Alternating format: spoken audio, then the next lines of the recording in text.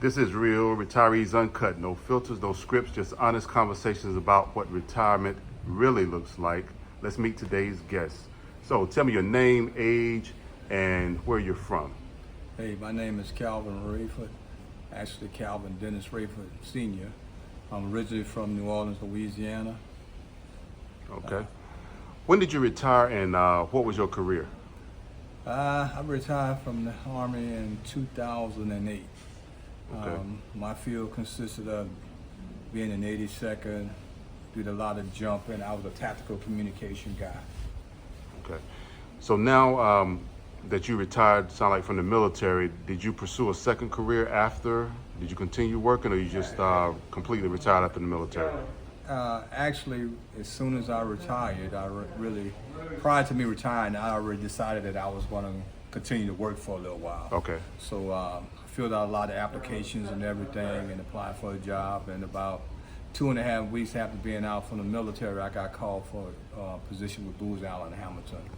And, Okay. So now since you're retired, what does a typical day look like for you in retirement? Only thing I say is God is good, because is at home. I'm not on nobody's schedule. I do what I really want to do, and I spend a lot of time cruising. So Okay.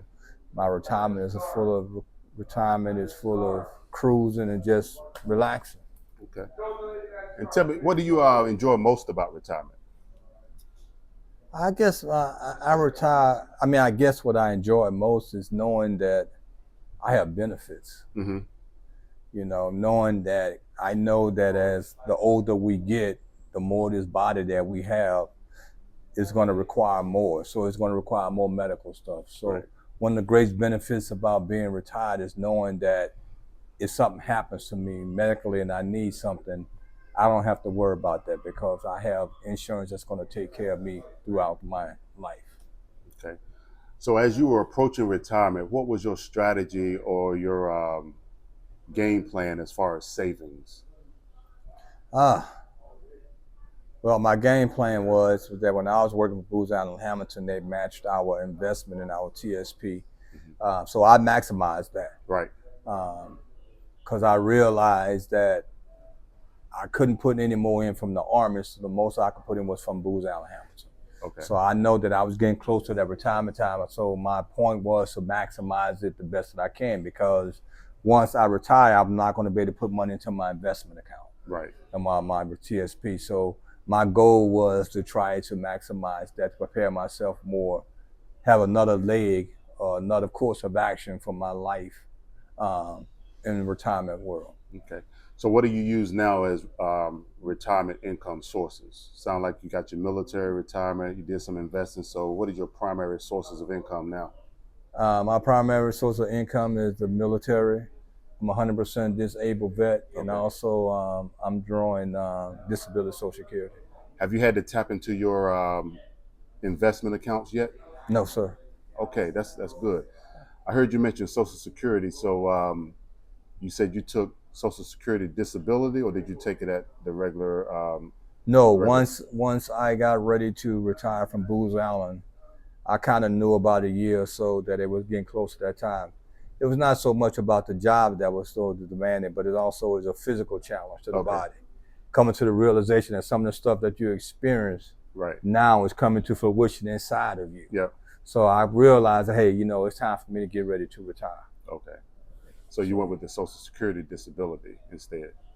No, well, I went with Social Security disability. Yeah, because I'm like, well, I'm a 100% disabled vet. I'm going through medical challenges from the military. I can't work in the civilian world because of my medical challenges now. Yeah. I'm accepting reality, and so I'm like, nah, I can't work. Okay. So long as I couldn't work, so Social Security was my only option. And what has been your biggest challenge or surprise since you retired, if any?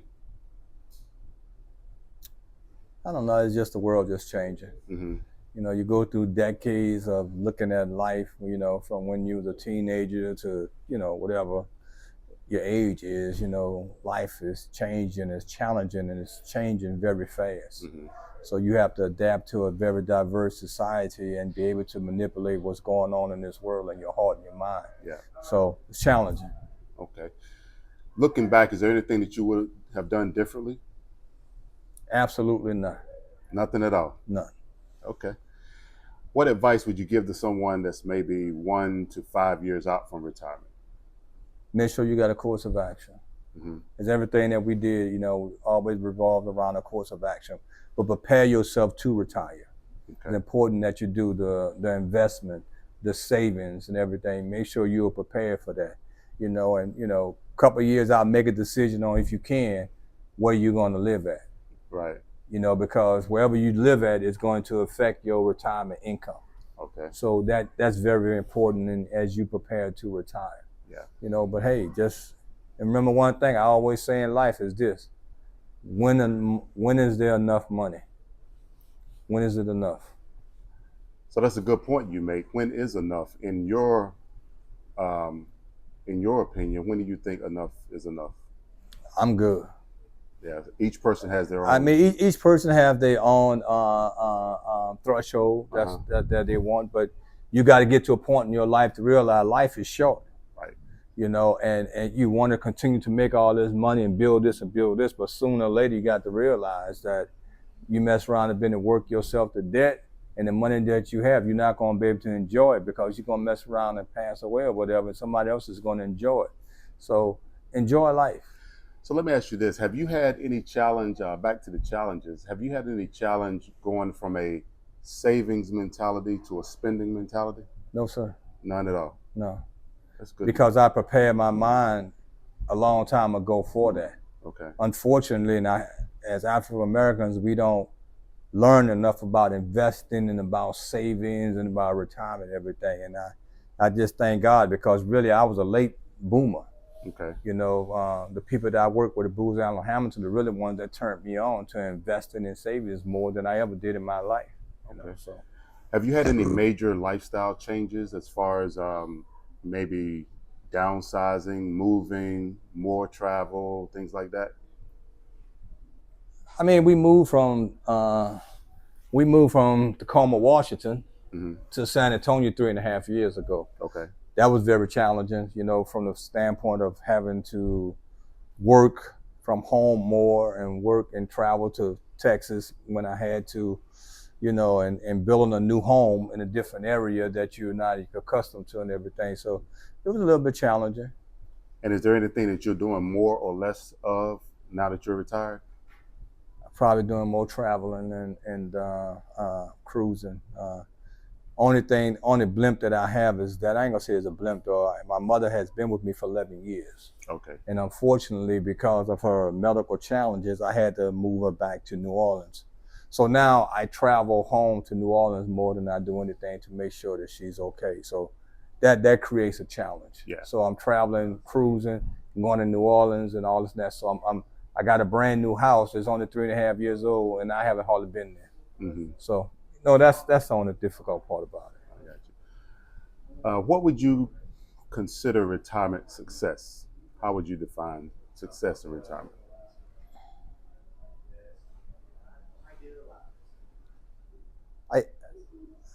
I guess it depends on each individual on what they want. My goal was to be between 60 and 63, retire, and be able to do what I want to do and not worry about anything. Freedom, exactly. And so that was my goal. I kind of set my goal. I have a good friend of mine's named Shug, Donald Sledge. He's a retired Master Sergeant, EA. Me and him, we kind of like, every year we sit down and talked about our plans for retirement. Mm-hmm. He did it first, and then I came after him.